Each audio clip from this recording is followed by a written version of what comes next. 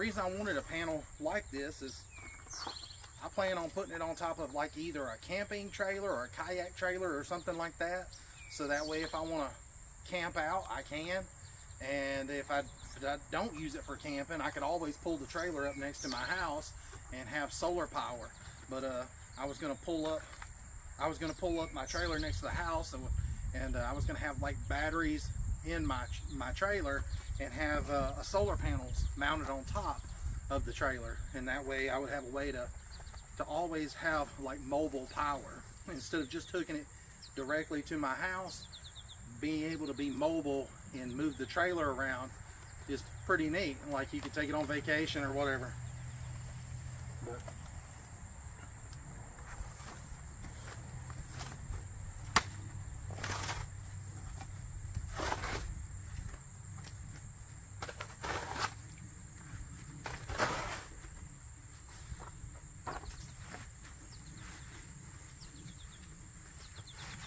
this is a pretty big panel, so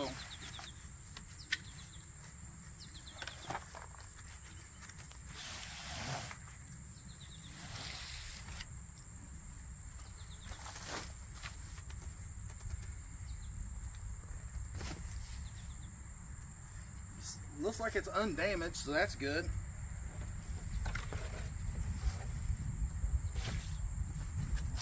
Looked like it was pretty well packaged.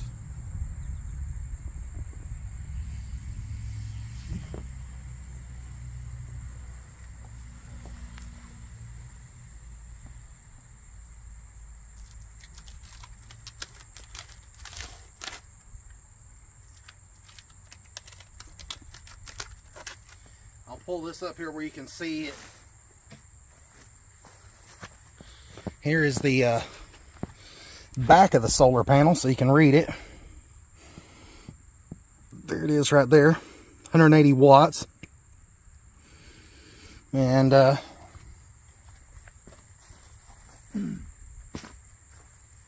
does have plastic across the back that you got to peel off.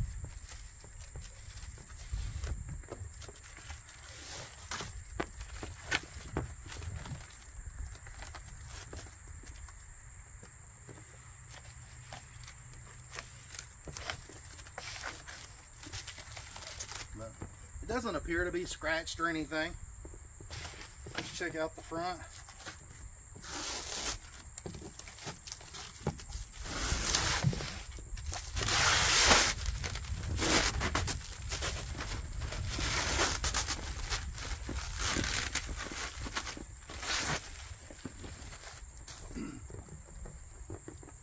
Looks like a really nice panel to me.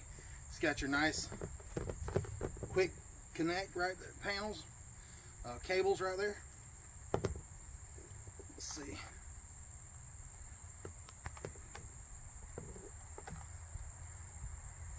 And it has one so you can connect another one to it, and then take the other end back to your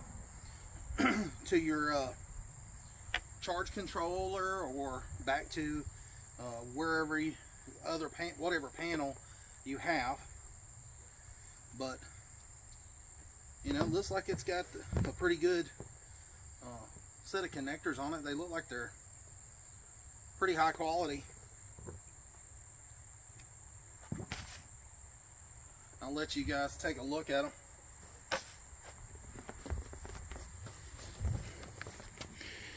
You've got two quick connectors right there. That's a very standard solar connector, and they're labeled. They got plus and minus on them right there, little tags.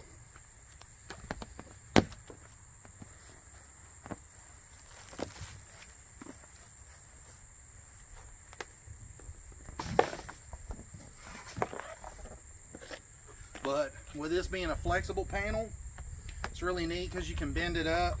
Now you don't want to try to like crack it in the middle or anything like that, but it is flexible, so that is pretty nice to have a panel that can move. And the reason, like I said, I wanted something like this is so I could mount it to either the top of a trailer, like a camping trailer, or I could, if I wanted to, I could mount it to the top of my Jeep and take and hook it directly in to a charge controller.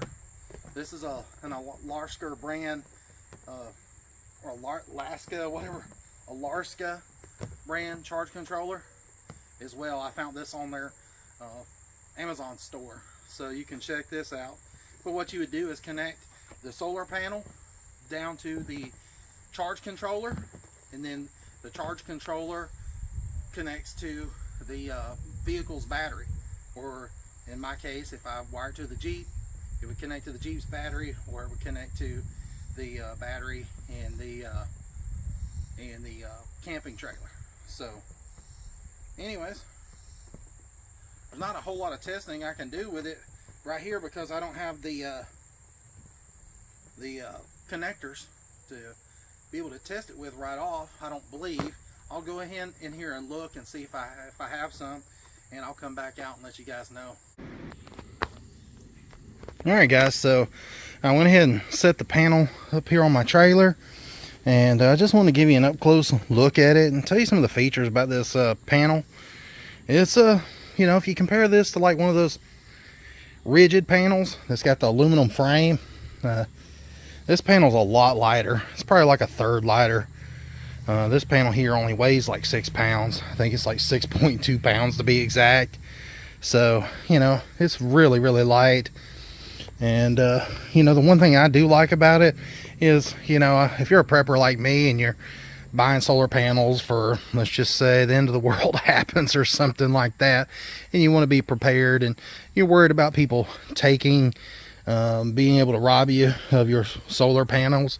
You know, let's say somebody flew over your house and seen the shine from your solar panel on a traditional solar panel, then, and who knows, they might come back and try to, you know, get in your house or something. But with this, you know, this is it doesn't have a sheen to it. It's just real flat. It's got just a slight gloss to it, but nothing like the glass panel, like typical solar panels. So, you know, it's not going to give away your location of your panels or nothing like that. You know, if somebody was looking for you or whatever. And so I think that would be pretty cool to have this on here, or have this on top of your roof or your trailer or your vehicle, you know, if you were trying to hide out or whatever. So plus, you know, with it being so thin, I mean, it's only 1/8 of an inch thick, you know, right here at the actual panel. You can see, I mean, it's really thin. Then when you flip it over, I hadn't even peeled all the packaging off the back. I was thinking about just leaving it on there. I mean, what can it hurt? But anyways, that way if I left it on there, it's nice and clean. So if I do go to put it on the vehicle, you want the surface nice and clean and dust free and all that. But the way that you put it on your vehicle is you would take and use like an adhesive grade silicone and squirt it across the back there. And I've even seen people use like some tape, like two-sided 3M tape, you know, and you could easily do that on this panel here. The panel here on the back is real smooth. And so let's say you're attaching this to a van or something, you know, and you've got like a body line across the top, then, you know, this is going to easily conform to where one of those rigid panels is not. You know, it's not going to be able to conform to the body lines of the vehicle that you're putting it on, or the trailer. It would have to be flat. But with this one here, with it being so flexible, you know, it easily bends, and that's not an issue at all. Now, I told you that the panel is about 1/8 of an inch thick right here between my fingers. Well, right in here, it's about a 1/2 an inch thick, right in this area. So, you know, that's the only part that's any thicker. And then you have a wire coming out the side here on each side, and as I said, they're both labeled. You know, you got your positive, and then you got your negative. And as you can see, they're waterproof. connectors. They got the O-ring in there, and you want to keep that little bit of dielectric grease on that just to keep it lubed up and keep from drying out.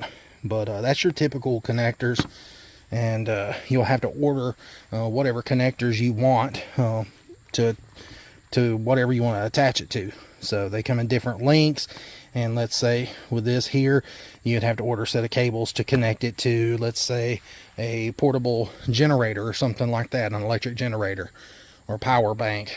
So you can attach it to whatever you like. Now, if you wanted to just connect this directly to a charge controller, you can do that.